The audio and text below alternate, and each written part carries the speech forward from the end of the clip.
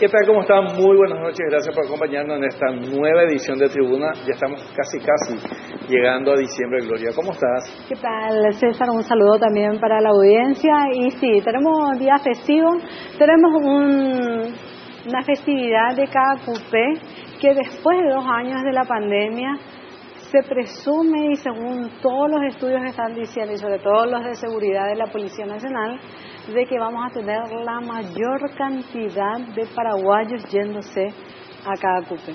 Y eso es lo que significa, después de 2 años somos libres, y eso es lo que significa también en cuanto a lo que es la religión. Nuestras creencias hoy nos dejan libres, y es todo un tema de seguridad también, de que en un día festivo como es lo de la Virgen de cada cupé, sea una fiesta y que seamos totalmente ordenados. El año pasado hubo limitaciones todavía, ¿no? Hubo limitaciones aún. Esta es la primera vez. Tenía que agendarse. Imagínate, o sea, yo me pongo en el lugar, por ejemplo, que yo tuve una situación y le prometí por la salud de mi hijo a la Virgen de cada cupé. Me cedió dentro de mi creencia la salud de mi hijo. Claro. ¿Cuántas historias nos habrán venido? Porque ese es famoso. ¿Qué venís a hacer en cada cupé? ¿Qué te responde el que está caminando? Vengo a cumplir mi promesa. Bueno, ¿Cuántas promesas de 2 años? En realidad el que va porque quiere estar allí. O sea, yo creo que algunos a lo mejor hacen su promesa en público, otros en silencio, pero el deseo de estar en cada cupé es grande. Y ahora que me decís qué gran fiesta esperamos tener. Y en esos días también, Gloria, vamos a tener los Juegos Escolares Sudamericanos. Sí. En Asunción estamos hablando de 2.000 países, 2.000 niños, unos 12 países confirmados. Vamos a estar acompañando como siempre, ¿no? Vamos a estar acompañando, digo porque estoy seguro que Paraguay te va a estar ahí. Claro, que por eso digo, yo me incluyo. Y tenemos toda una fiesta, o sea, estamos hablando de diciembre con los Juegos Escolares Sudamericanos, y ayer se confirmaba también los Juegos Latinoamericanos de las Olimpiadas Especiales. Sé que hay mucho de deporte en Paraguay. Y sobre todo, qué bueno y que hasta hoy nosotros estemos disfrutando lo que ha sido ODESUR, y que hoy nos consideren como país un punto de referencia de hacer de este tipo de encuentros. Porque es como una garantía. Va a decir Paraguay, ¿quién va a dudar de hacer una olimpiada, un encuentro del deporte? Que ¿dónde estuvo la mejor mascota? Fue Tirica, fue acá. Bueno, acá está. Sí. No sé cómo lo van a hacer para superar para el próximo. Chile, yo no sé cómo lo van a hacer. Estuvo la semana pasada en Santiago para la firma de la postulación de 2030, y me decían los colegas chilenos, no sé cómo vamos a hacer con FIU, porque Tirica estuvo muy fuerte. Y por eso encima Tirica ya no puede ir a ayudarle porque ya está en la selva, o sea que ya está encerradísimo.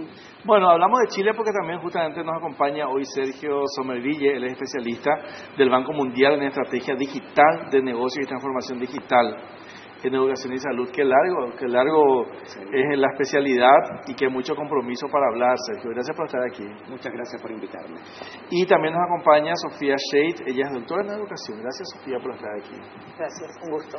Bueno, realmente hablar de educación e innovación en Paraguay 2050 es mucho, Gloria. 2050 estaremos vivos, pero ahí es donde justamente se teje lo que es una estrategia de país, ¿verdad? Y sobre todo yo me quedo en algún punto. Yo no puedo negar mis inicios salubristas en el tema de comunicación, también en lo público, y que es tan importante, ¿no? Porque cuando hablamos también en ese sentido de utilizar las herramientas y con el lenguaje, esa narrativa que se necesita, cómo ese simple hecho puede llegar a salvar vidas. Porque acá, por ejemplo, estamos hablando, y a mí me da siempre mucha tristeza cuando veo, y es una realidad, de los resultados de las encuestas, cuántas mujeres, de cuántas muertes materno-infantil tenemos. Y es cuando hablamos de una muerte de una madre, quiero insistir un poco en el tema, no estamos hablando de una sola persona, estamos hablando a veces de la destrucción de toda una familia, porque a veces puede tener hijos muy chiquititos, el bebé que está recién nacido, y una característica que tenemos los paraguayos, y que nos va a decir ahora en la última encuesta, cuando existió la pregunta fundamental, ¿quién es jefe de familia? Y ahí se va a volver a revelar algo que nosotros sabemos culturalmente, que es la mujer. Entonces, cuando una mujer fallece en el parto, significa realmente una dificultad para toda una familia, ¿no? Es simplemente eso. Bueno, ¿qué hacemos ahora de utilizar todas esas herramientas? Porque finalmente es para salvar, ¿no? Vidas, si se puede, es lo ideal.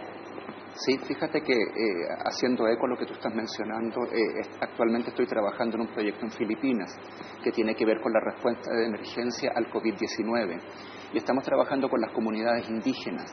Y al visitar estas comunidades, muchas mujeres, muchas madres se acercaban a nosotros a decirnos si es que me puedo vacunar o no.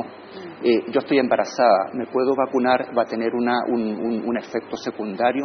Entonces la información es muy importante y los mecanismos a través de los cuales hacemos llegar esta información a las personas son tremendamente relevantes. Hoy, en un mundo que es totalmente diferente, previo a la pandemia, post pandemia, el mundo está diferente. Entonces ahora nos tenemos que preocupar. Si hubiéramos hablado el 2018 sobre una posible pandemia, nadie hubiese pensado que era realidad. Pero lo vivimos, estuvimos encerrados y entendimos la necesidad de estar informados. Yo creo que eso es lo más relevante, a pesar de todo lo malo. Yo perdí amigos muy cercanos, pero lo más relevante es que la necesidad de estar informados y educar a nuestra sociedad. Justamente la necesidad de información surge también por la cantidad de falsas informaciones que circulaban en la época del COVID, o sea, que era lo más importante que había, o sea, las fake news. Así es que Sofía Shade, como doctora en educación, ¿cómo analiza esas situaciones también? Bueno, es fundamental entender que la tecnología vino justamente para masificar oportunidades de calidad. Y si vamos a trabajar el eje salud, tenemos bien claro que hay 4 factores que intervienen en tu proceso salud, enfermedad, y eso tenemos que tener claro. Uno, el factor es genético. En nuestro país poco podemos invertir porque la genética, si bien es cierto, son factores causales de enfermedades, no tenemos plata para invertir en una salud pública dentro de lo que es genético. El segundo factor, y bien relevante, es el acceso a la salud. ¿Qué es lo que vos determinás? ¿Cómo es que no podemos tener en primera instancia los 4 controles de una embarazada para evitar la muerte materno-infantil? Eso significa, dentro de tu diseño, entender el acceso debe estar. El tercer y cuarto factor es lo que ustedes acaban de decir, que es estilo de vida y medio ambiente. Esa fue la tesis que trabajé en una de mis maestrías, en donde trabajábamos la necesidad de la promoción de estilos de vida saludable y no así la prevención únicamente. La prevención hace la enseñanza a partir de que te enfermes. En cambio, la promoción, si vamos a trabajar estilo de vida y medio ambiente, engloban el 80% de las enfermedades que acomete al paraguayo fundamentalmente. Quiere decir de que de cada 10 enfermedades yo puedo evitarlas 8 si te promuevo salud, si te enseño. Y ahí viene lo de la pandemia, que él dice que es algo grave. Nosotros lo que no nos podemos permitir es tener la necesidad social del encierro y de la necesidad de usar tecnologías que usamos de una forma empírica, no planificada y de emergencia. Todos tiramos nuestras salvavidas e hicimos lo que pudimos. Paraguay necesita de una sostenibilidad que esté estructurado, como el profesor enseña, en las grandes reformas que estructuren la tecnología como medio. Entonces, para que la salud sea competitiva a lo largo y ancho del país, debo georreferenciar qué tipo de tecnología tengo en esa política pública bajo estos 4 factores que acabo de decir. Y lo mismo ocurre en la educación. El perfil de la política educativa es inclusión, contención o evitar la deserción y la calidad. No tengo mucho que discutir. Pero ¿cómo yo hice la cantidad de niños que están dentro de la educación para determinar mi nivel de inclusión si después de la pandemia yo tengo datos todavía no bien claros? Entonces, el nivel de inclusión decíamos que era del 70 al 80%, pero ¿cómo entonces yo tengo en este momento unos 400.000 niños menor de 5 años fuera del sistema? Quiere decir que tenemos que ajustar los datos. El nivel de contención sabemos que es malo, porque de cada 1.000 jóvenes que entran al sistema educativo salen entre 300 y 400. Eso quiere decir de que tenemos un 30% de contención. Y luego viene la calidad, que nos tiene peleado por todos lados. La calidad educativa, exactamente por los sistemas internacionales de evaluación, estamos dentro del marco del fracaso escolar. Entonces, ¿qué hace la tecnología dentro de los 2 factores, de los 3 factores? Inclusión, yo tengo que tener por lo menos hoy datos de RUE, que son los datos de la educación, y identidad, porque yo no puedo esperar a que el niño a lo lejos, tenemos un montón de nativos, un montón de paraguayos que no son paraguayos, no tienen identidad. Entonces yo asocio al hospital, antes de salir de alta y te doy un certificado de nacido, yo te doy tu cédula, porque eso alimenta mi sistema de datos del RUE, y los nacidos ahora, en el 22, obviamente que en 5 años tienen que estar dentro del sistema si mi política es inclusiva. ¿Qué pasa con la tecnología en los procesos y termino porque el señor es de la tecnología igual que yo, qué pasa con el perfil de contención de la política educativa gracias a la tecnología? El problema de la deserción que tenemos es el timing, quiere decir, ¿cuándo nos damos cuenta que desertaron? Siempre después de 5, 7, 8 años, es tarde reincorporarlo. Porque el factor fundamental de la deserción, que no me gusta la palabra, es el abandono, sí, es pedagógico y social. Siempre, y más fuerte aquí social que en tu país, pero lastimosamente tengo que decirte eso. Nosotros en Chile medimos, abro paréntesis, medimos hacinamiento, cuántos niños duermen en un cuarto. Acá en Paraguay medimos hacinamiento de cuántos niños duermen en una cama. Sí. Somos realmente más pobres. Ahí voy con la contención y termino. Si nosotros queremos realmente una política que corte con la deserción o el abandono, tenemos que previsionar antemano que va a abandonar. Y esos abandonos se dan en todos los niveles, inclusive en el nivel terciario. O sea, los de cada 1000 jóvenes que entran en el servicio, tenemos 150, 180 nomás que terminan la universidad. Y de lo que vos decís, y no quiero irme a una cuestión profunda, pero quiero compartir, ¿no? En la pandemia, una de las medidas más acertadas fue el desayuno y el almuerzo escolar. Vos me podés llegar a decir, Gloria, no me podés decir una cuestión tan básica. No, vos estabas hablando, hoy volvemos a nuestra realidad, una madre soltera que tenía 3, 4 hijos y sin trabajo. ¿Qué hiciste? O sea, quiere decir que lo que todavía se cuestionaba, funcionaba. Porque eso quiero no llegar. está admitido nosotros Sí. la merienda escolar, pero había sido que funcionaba porque hubo una necesidad de retirar esos pibes. Estamos hablando de algo muy básico, ¿verdad? Claro, estamos hablando de una cuestión básica, pero señora, yo sé que vos tenés un vecino y no te estoy hablando del interior, yo te estoy hablando de Asunción. Y te voy a decir un caso más cercano todavía. Yo te estoy hablando de un barrio Villa Aurelia que vos me decías, ay no, pero si está al lado de Villamorra, está todo bien. Sí, pero a mí no es que a mí me dijeron, a mí me consta de familias que han enviado o los kits de alimentos que cuando terminó eso, cuando se les daba los kits, alimentó en la pandemia toda una familia.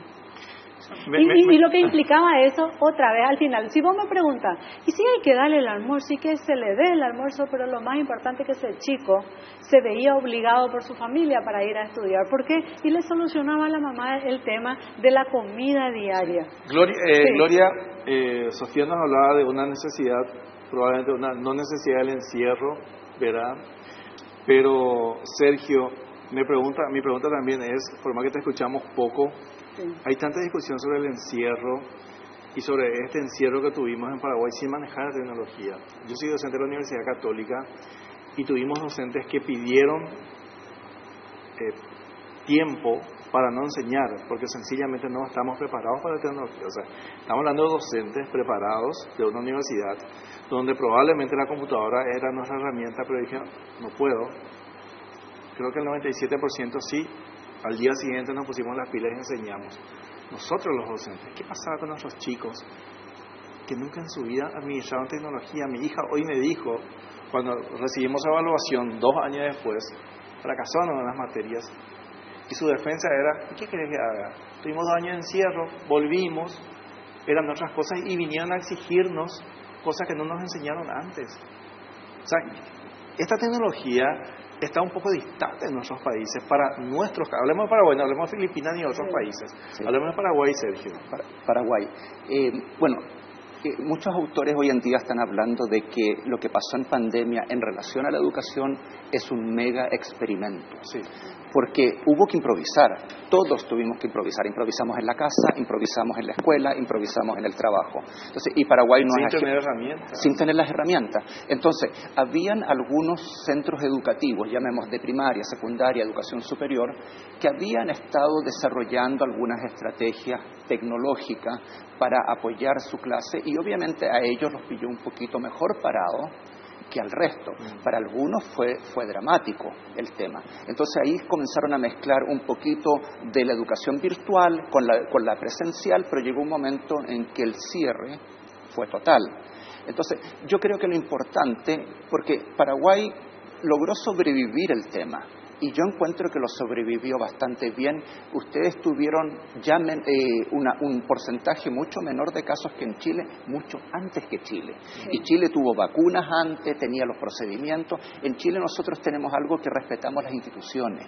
No, a mí no se me ocurriría criticar a carabineros, a la policía, no se me ocurre criticar al sistema judicial, pero acá se critica mucho a las instituciones. Sin embargo, eso de alguna forma los paraguayos se unieron en este tema, respetaron la máscara, hasta en el negocio más pequeñito, ahí en Eusebio Ayala, había una cosita para lavarse las manos. Sí. Eso no existía en Chile. Entonces, solamente para terminar, ¿cuál es aquí los norteamericanos dicen los takeaways? ¿Qué son las cosas que yo debo llevarme conmigo a raíz de esta experiencia? Primero, que tuvimos la capacidad de organizarnos. Segundo, esto no nos debe volver a pasar.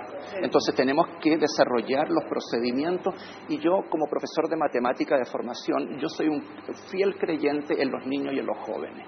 ¿Ya? Para mí hay que atacar a los niños y a los jóvenes porque ellos son los que van a cambiar el futuro. Y ahí es donde actualmente, fíjate César, estamos trabajando.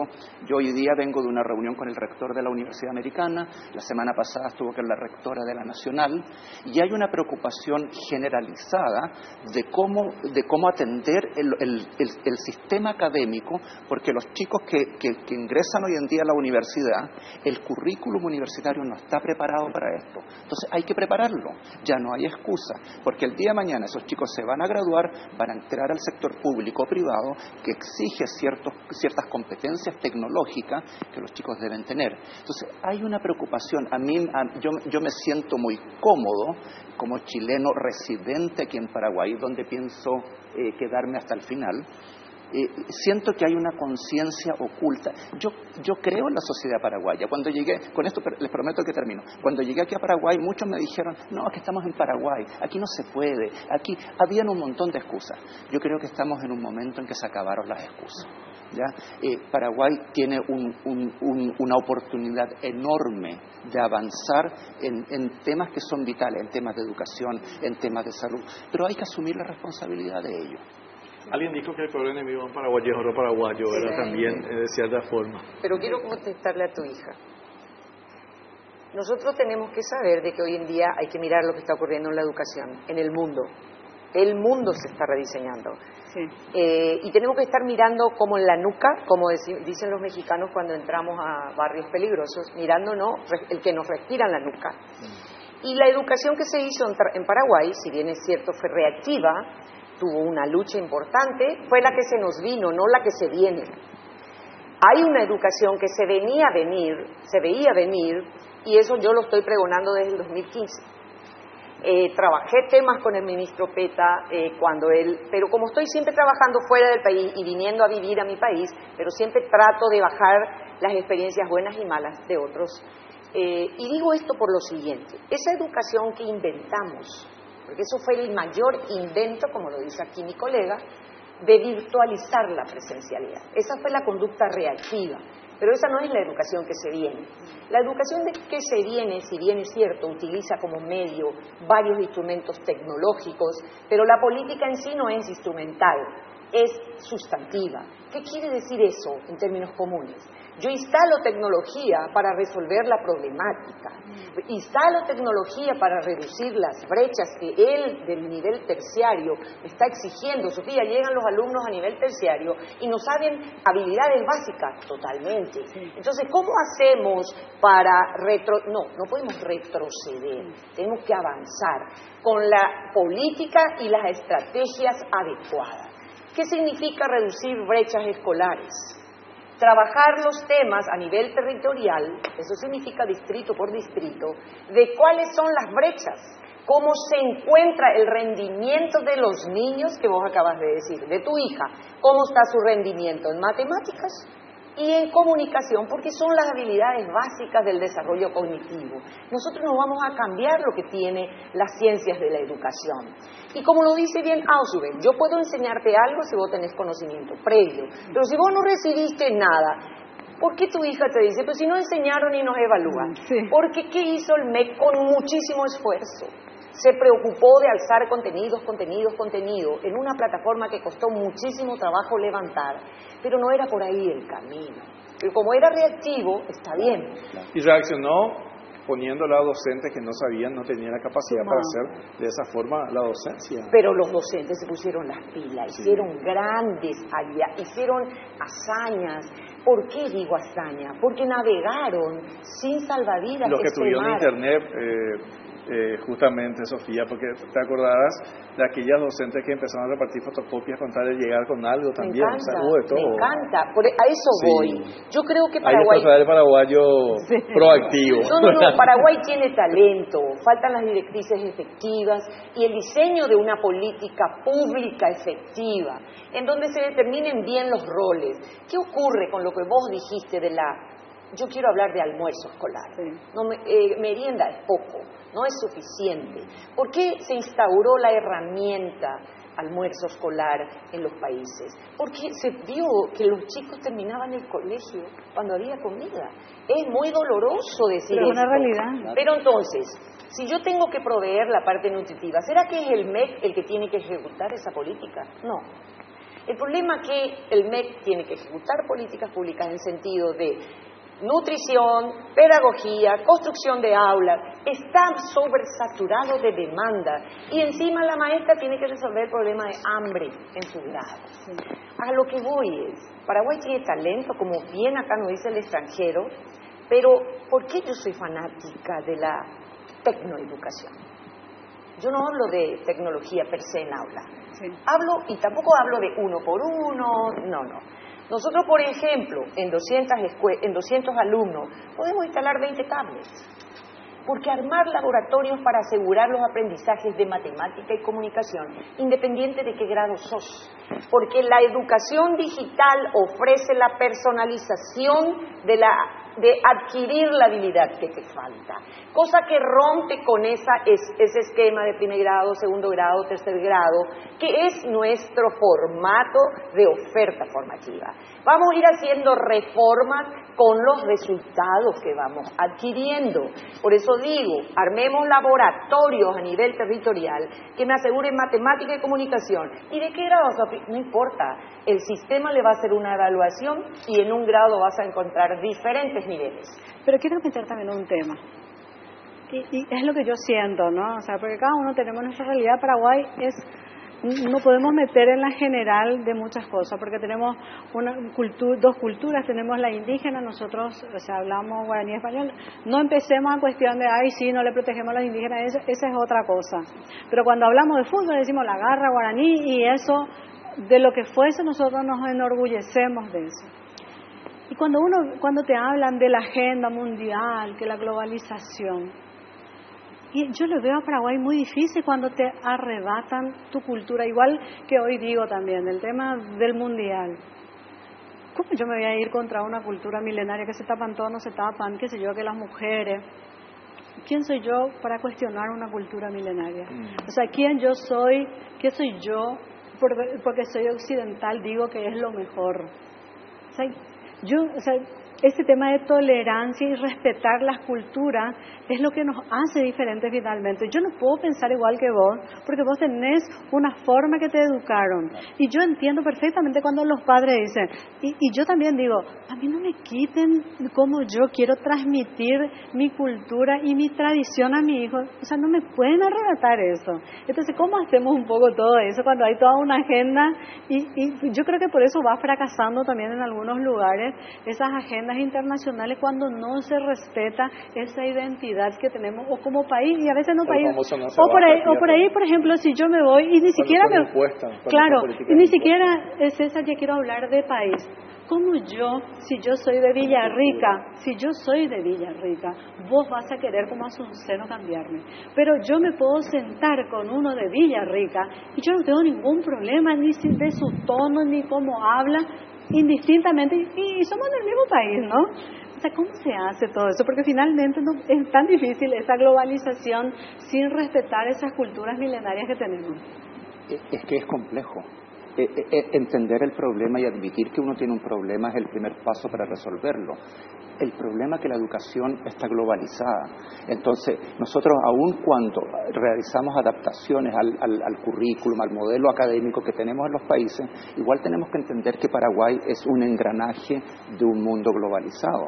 Entonces, que los jóvenes en algún momento, muchos van a salir para afuera.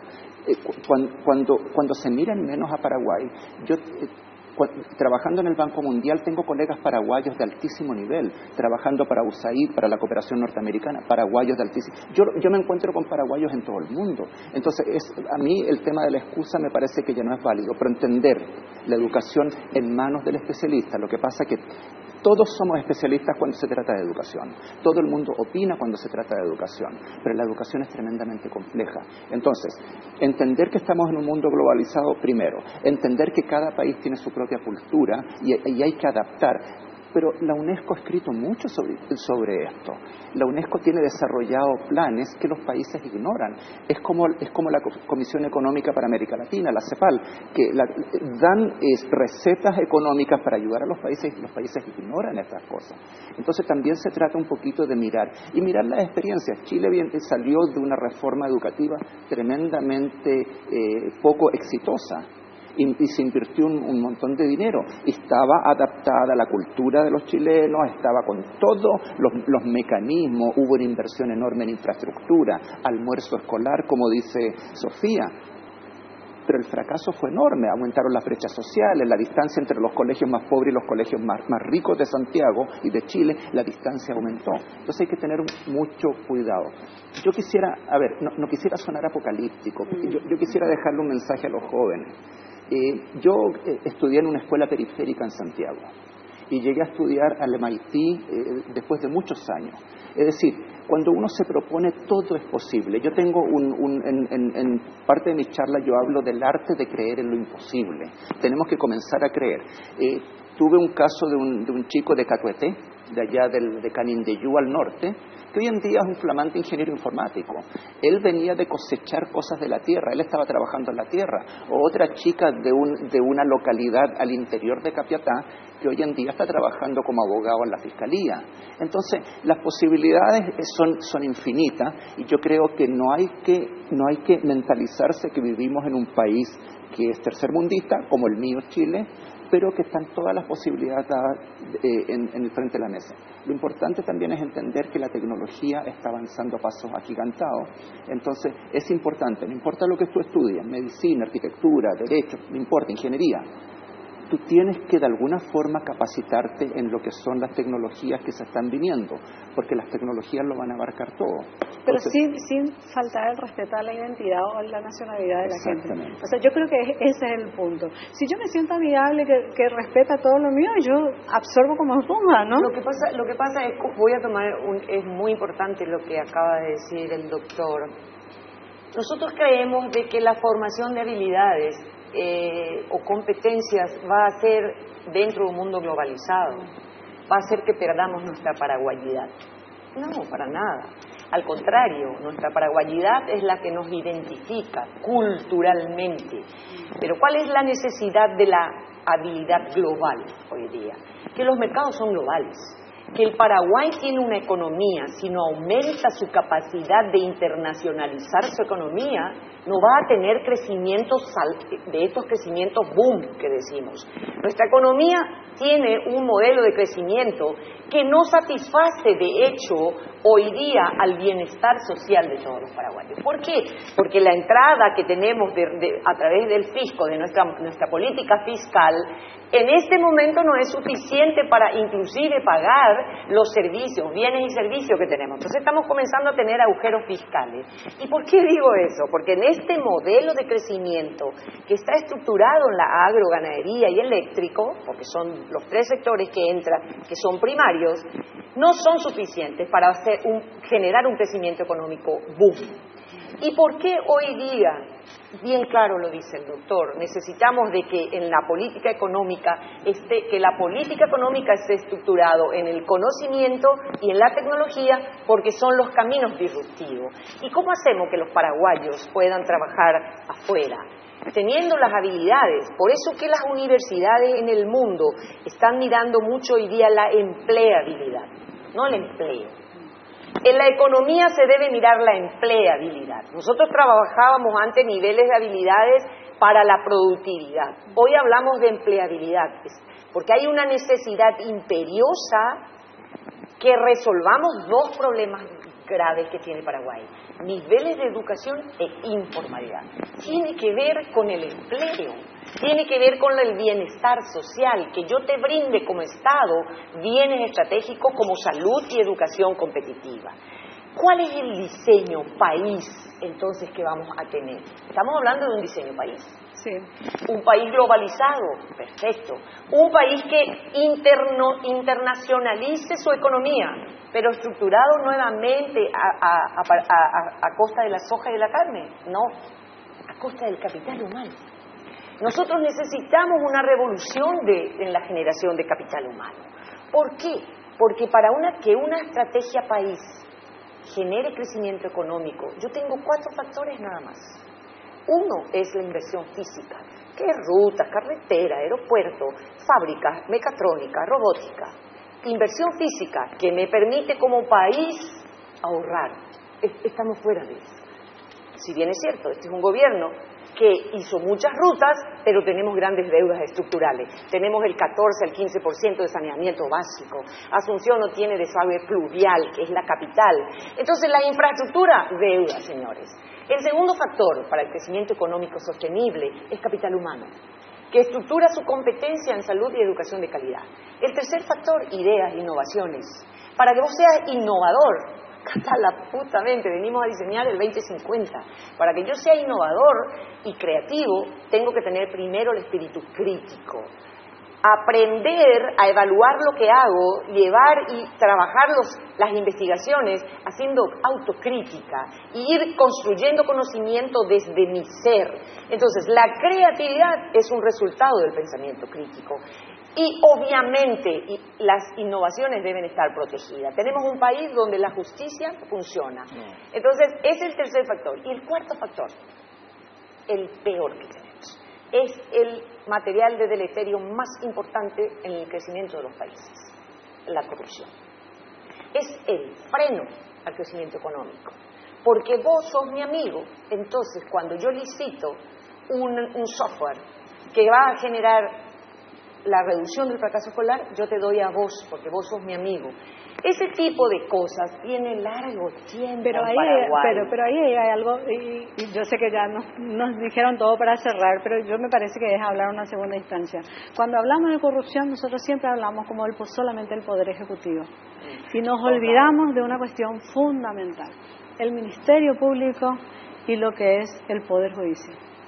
Creo que son ellos los que desde la democracia jamás pasaron por el escrutinio público. Jamás. El Poder Ejecutivo ha pasado por todos los escrutinios y se ha puesto inclusive de saber salarios, en qué se gasta. Uno puede consultar y decir, quiero saber esa licitación específicamente sobre un tema, y tienen 15 días para responderte. Ahora, vos hablas del Poder Judicial y vos hablas del Ministerio Público, ni una instancia de respuesta, ni una sola.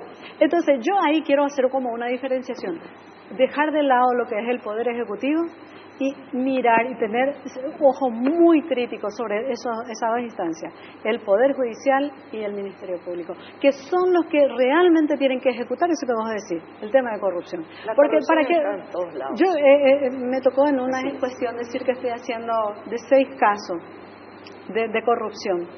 Los 6 casos tienen problemas de forma. Fiscales que no presentan en tiempo, fiscales que realmente no le presentan al fiscal las pruebas que corresponden. Entonces, ¿cómo el fiscal va a decir, cómo el juez va a dictaminar que vos sos corrupta y si yo como fiscal jamás te presenté una prueba? Pero díganos ustedes, ¿cuál es la instancia que corroboramos eso? No hay ninguna. O sea, yo creo que sí, es por eso. Tendríamos que apuntar muy fino en lo que después de la dictadura ha venido. Jamás el Poder Judicial y el Ministerio Público han pasado por un escrutinio. Ojalá llegue en algún momento que se haga, ¿no? Pero te doy una voz de alivio. En Chile, la última vez que yo leí, teníamos 52 exintendentes que están imputados por corrupción. Y hoy en día tenemos a una exalcaldesa que está juzgada en Holanda, para la cual Chile está pidiendo extradición. Entonces, el patrimonio Paraguay no tiene el patrimonio de la corrupción, el patrimonio es humano, ¿ya?